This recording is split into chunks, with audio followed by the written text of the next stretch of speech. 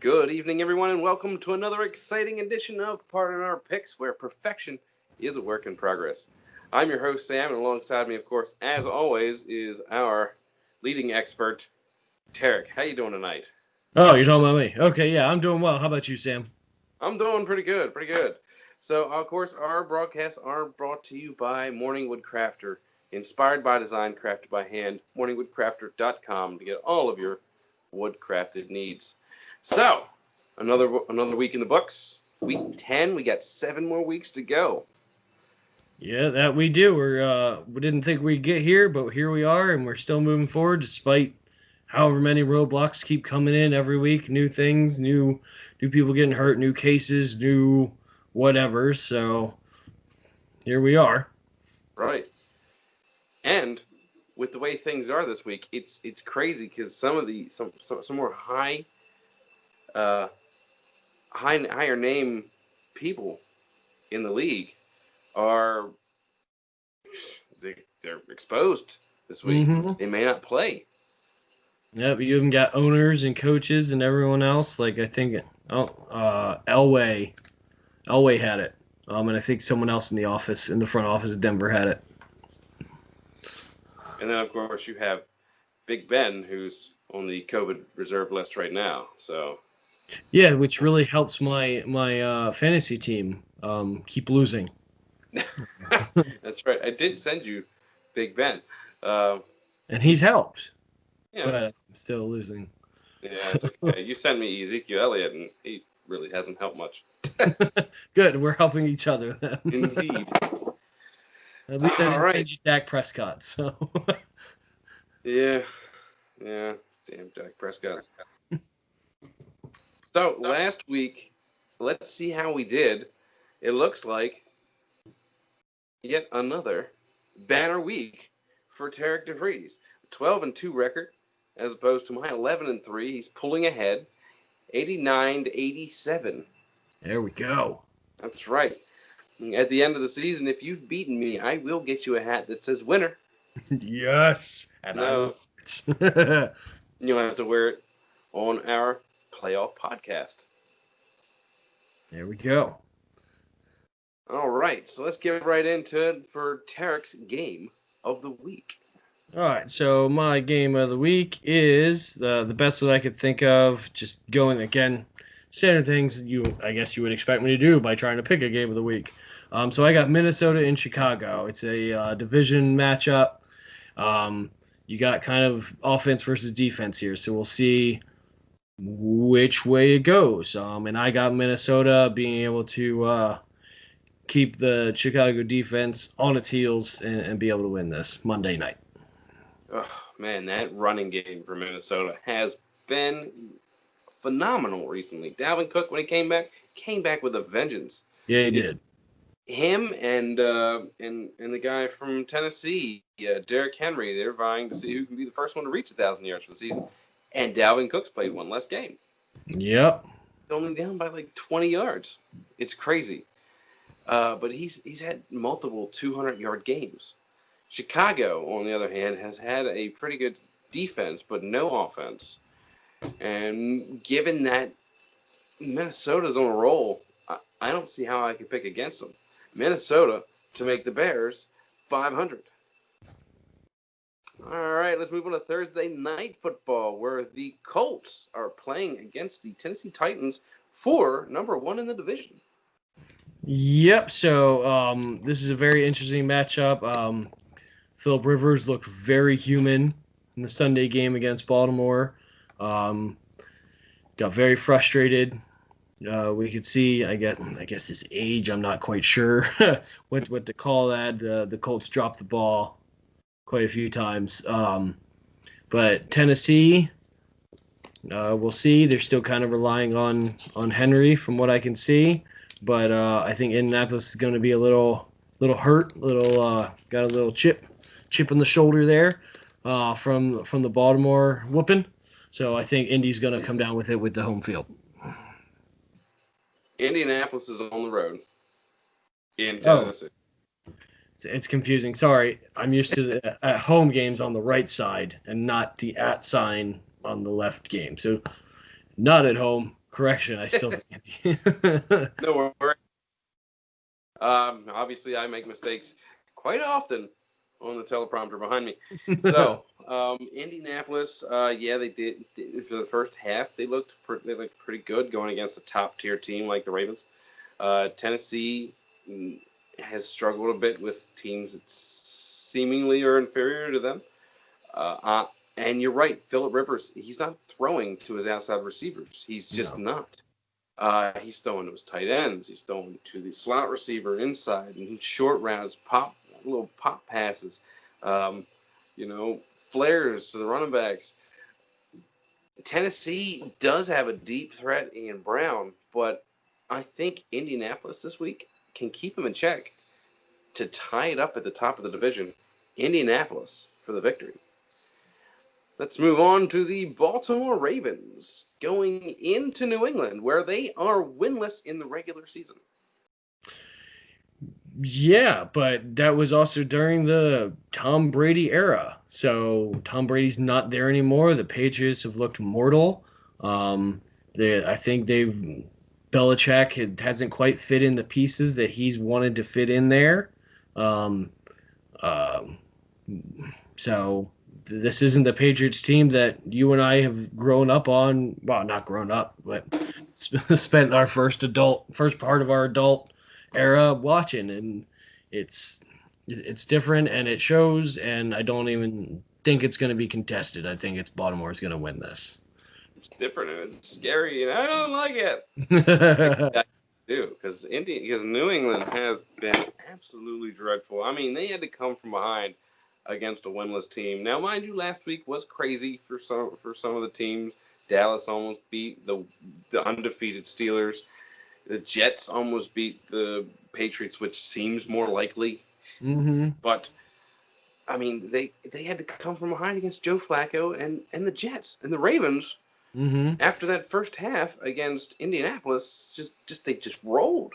hmm I mean, they couldn't be stopped, and I don't think they're going to get stopped this week. I No, think I this. think yeah, I was talking to family this weekend, talking about what's going to happen and everything, and what's the number one thing everyone in Baltimore is talking about. I hear it on all the radio stations I'm listening to is okay, how is Jackson going to learn how to come from behind because he hasn't been able to do that, and I think like someone said the coaches have got to be talking to him. If we notice it, the coaches are noticing it. So that's I think been the weak link in this situation is when the Jackson doesn't know what to do at that point. He gets behind and he freaks out and you see him. You see his arm just tensing more and he's just throwing more lobs and everything. Just it's not getting where it's not as accurate as he normally is and he takes more risks than he should. So I don't think New England's really gonna put him behind on this one, but um, if they're starting to figure that out and he's starting to get in his paces a little bit better and get used to the rhythm that you're supposed to do in either situation, then they're not really going to have a problem here. Absolutely, and I absolutely 100% agree. I mean, he's had issues when he's been behind. He hasn't won those games, but then again, he hasn't been behind in a lot of games. hmm They've won most of the games as he started. I mean, when you're, you learn those things as you struggle, as you get as adversity comes at you. And you're right. I don't think this week it's even going to be close. I think Baltimore is going to absolutely run away with this one. hmm So, Baltimore for the win. Let's move on to another divisional matchup. We have the Denver Broncos going into Las Vegas. Yeah, so this is an interesting game. I was looking at that. I didn't get the Denver game, but I was reviewing some of the footage. And while they did lose to Atlanta, which I did not think would happen, but Atlanta's starting to pick up. So as you said, since coach got fired. But Denver's slowly doing. I don't think it's going to mean anything for this year, but I think it's going to mean something for next year. They're slowly starting to fit these pieces into place. It's Locke is starting to get more comfortable. He's starting to get used to that one touchdown to Jerry Jeudy. That looked really good, and so it's the chemistry is starting. The pieces are starting to fit in that puzzle that Belichick always talked about and everything. It's finally starting to look like something. So with the Vegas team that looks promising but has had problems, has not looked as good as I was expecting at the beginning of the year. I think Denver's going to have a slight margin if they can fit some of these pieces together, and so I'm going with Denver. Last week, you picked Denver over Atlanta, and I picked Atlanta over Denver. Last week, you picked the Vegas Raiders over the Chargers, and I picked the Chargers over the Raiders. The Chargers lost on a end of game missed touchdown, which I mean they were in the end zone, they caught it. It was out of bounds. But and these things happen. But Las Vegas, I mean they've been pretty impressive in comparison to what they've been in the past. Oh, absolutely. And I agree. Denver, they're starting to gel, and it helps when Locke has had opportunities. He hasn't played a full 16-game season yet. He's been injured, and they had to start him in season. Yeah, so he may be coming into his own soon. But I don't think that they win this one because I think the Vegas Raiders have got to win this one, and they know it. They know they have to win this one in order to be in a decent position for the playoffs. Vegas for the victory. Let's move on to another pretty good game. The 7-2 Buffalo Bills, who beat the Seahawks last week, going against the 5-3 Arizona Cardinals, who lost to Miami. Yeah, true. So I was just trying to make sure I got what I'm looking for. There we go. Is there a Buffalo? Okay, so Buffalo's one of those teams that we're looking. It's kind of like Vegas and the Raiders. It's that they kind of came out, and it's not another one of these teams that aren't what we're used to. So, like, if we were doing this 10, 15 years ago, when we were watching every single game at sports bars and everything, it wouldn't even be a contest. Like, you had Kurt Warner and Larry Fitzgerald in Arizona, so it's like, okay, no, why would you not pick Arizona against Buffalo, who like never did well? But now look at that record. Wouldn't expect that record from Buffalo.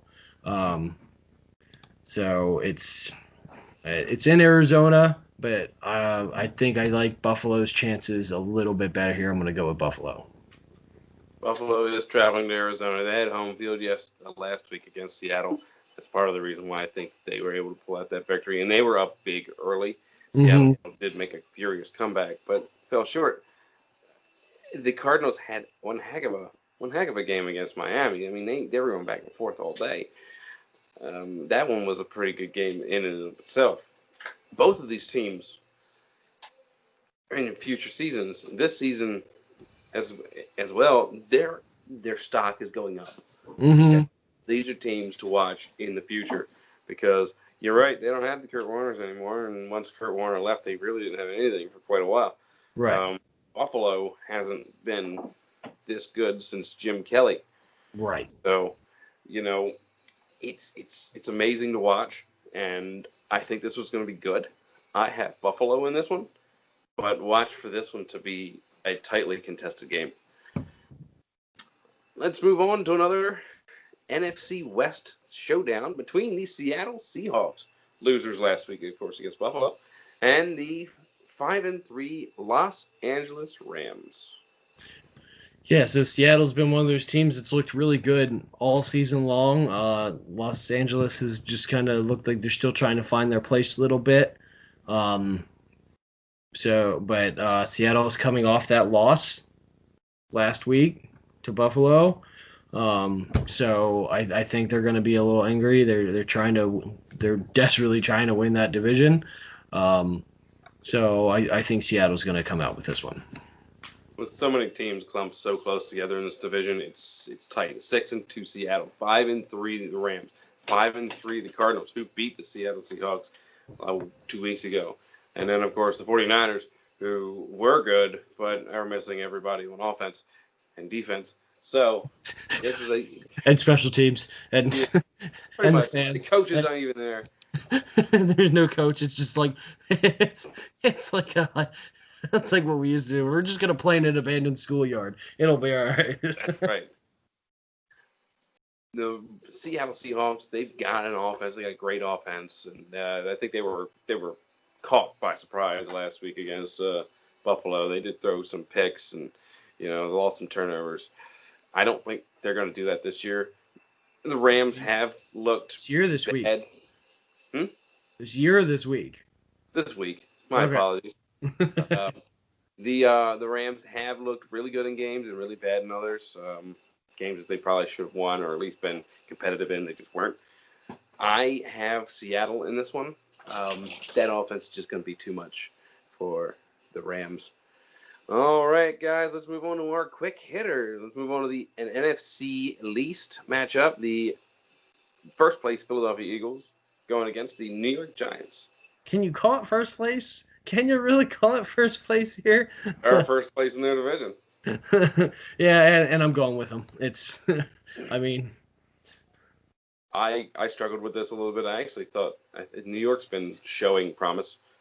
They've been working hard, but Philadelphia, somebody's got to be 500 in this damn week. yeah. Go Philly in this one. The 1-7 Jacksonville Jaguars only win in week 1 against Indianapolis, against the 6-2 Green Bay Packers. Yeah, it's not even a question here. Green Bay. Yeah, the Jacksonville Jaguars are throwing out like second and third string quarterbacks at this point. Green Bay's got this one in the bag. The 2-6 Houston Texans going against the 5-3 Cleveland Browns off a bye. Yeah, pretty sure I got Cleveland, but let me just check. Yeah, I got Cleveland. It's not. Cleveland in this one off the bye. New coach. I think he'll get it done. Yep. All right, the Washington football team going against the Detroit Lions. Yeah, I can't really pick any. If the NFC East is going against somebody, I'm picking that somebody. So it's Detroit. For the most part, I am too. This week is going to be the same. Detroit. I believe Matt Stafford is in this game. Tampa Bay going against the Carolina Panthers. Yeah, I got Tampa Bay. I almost picked Carolina because they've looked pretty decent, but Tampa Bay in this one after that horrible loss last week. Mm-hmm. The Los Angeles Chargers going against the surprising 5-3 Dolphins. Surprising, but I don't think quite good enough. I'm going with Chargers on this one. Wow. I don't think I've heard you utter those words this year. That tastes funny in my mouth. Yes, I thought it might. Yeah. I don't like it. Tua's been pretty good since his first game wasn't. He didn't have to do a lot. Second game, he did quite a bit, and he looked good doing it. I got Miami in this one at home. Let's move on to the San Francisco 49ers. Of course, the ghosts of the San Francisco 49ers going against New Orleans. So I got New Orleans. I don't think anybody has San Francisco unless you live in San Francisco and are one of those nuts that has the world is ending signs. Mm-hmm. New Orleans in this one. And we come to Sunday Night Football, where the 5-1 Bengals go up against the 8-0 Steelers. Yeah, so I'm going with, but I got Pittsburgh on this, I think. So even with, now I did pick that before I knew Ben was out, but I think change it right here. Huh? Not too late to change it. You can change it right here, live on television. Yeah, I think I'm going to switch over to Cincinnati there. Cincinnati for you, Ben Roethlisberger. Ooh. Yes, I thought about changing it, and I think that Big Ben will still play, I believe. I think he's just off because he was exposed to it, but it's hard to tell. It's hard to tell. I'm going to say that Cincinnati's usually a hard team to play against, especially in this division. They come in hard, and they got this rookie quarterback who's trying to prove himself. And I think if it's a 50-50 shot that Ben's not there, if Ben's not there, I don't think they're going to be able to beat Cincinnati. So I'll tell you what, the Bengals have looked pretty good, but I'm still sticking with Steelers in this one. After their close call last week, it ain't going to be close again. All right, that's it for our picks this week, folks. to pick against us or think we did wrong, put a comment in the comments section. Um, and of course, if you have a question for your leading experts, go ahead and send it to us. In the meantime, I'm Sam. I'm Tarik. And don't forget to like and subscribe. Of course, I always forget to do that. Well, I try to fit it in, and you usually end it, and then I don't. So That's true. I kind of jumped the gun on that one. My bad. But you guys have a great football week. see you guys.